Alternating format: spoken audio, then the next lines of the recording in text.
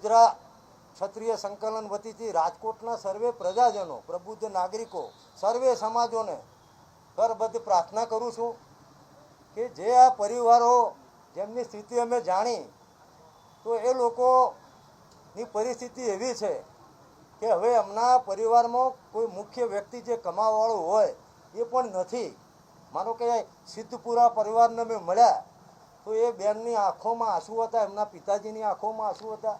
એમની દીકરી 3જા ધોરણમાં ભણે છે અને એને ફી શું કરવી, ફીની શું જોગવાઈ થશે એવું અમને પૂછ્યું. ત્યારે અમે પણ ગદગદિત, અમને પણ અમારી જે ભાવનાઓ હતા અમે રોકી ન શક્યા. એમના પિતાજીને કાને સંભળાતું નથી, નિવૃત્ત વ્યક્તિ છે.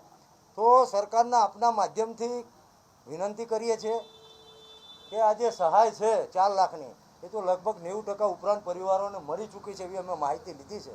પણ સહાય વધારવામાં આવે અને રાજકોટ પોતે ઊભું થાય અને પોતાના જ આ પરિવારો છે એમ ગણી અને સર્વ સમાજ ભેગો થઈ અને તન મન ધનથી સહકાર આપે તમામ પ્રકારનો, એવી આપ સર્વેના માધ્યમથી હું રાજકોટવાસીઓને અને સરકારી તંત્રને વિનંતી કરું છું કે આવો આપણે બધા સાથે ભેગા થઈ અને આ પરિવારોને ન્યાય અપાવીએ, એમને આર્થિક રીતે મદદ કરીએ.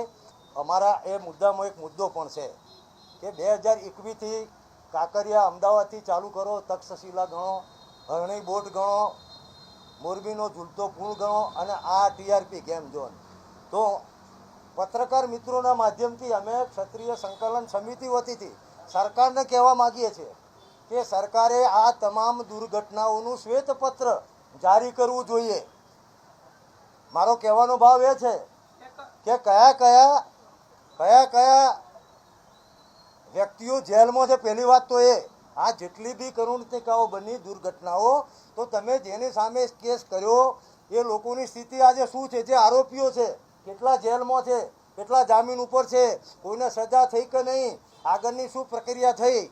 એમ આપ જેમ કહો છો એમ કે શાસકો એટલે કે વહીવટી તંત્રની સાથે શાસન કરતા, દાખલા તરીકે અહીંયા રાજકોટ મ્યુનિસિપલ કોર્પોરેશન, તો એના મેયર હોય, આ વિસ્તારના ધારાસભ્ય હોય, આ વિસ્તારમાં જે મંત્રી હોય તે, સંસદ સભ્ય હોય તે, બધાની જવાબદારી થાય. નાના કોર્પોરેટરથી ચાલુ કરી અને સંસદ સભ્ય સુધીની જવાબદારી થાય.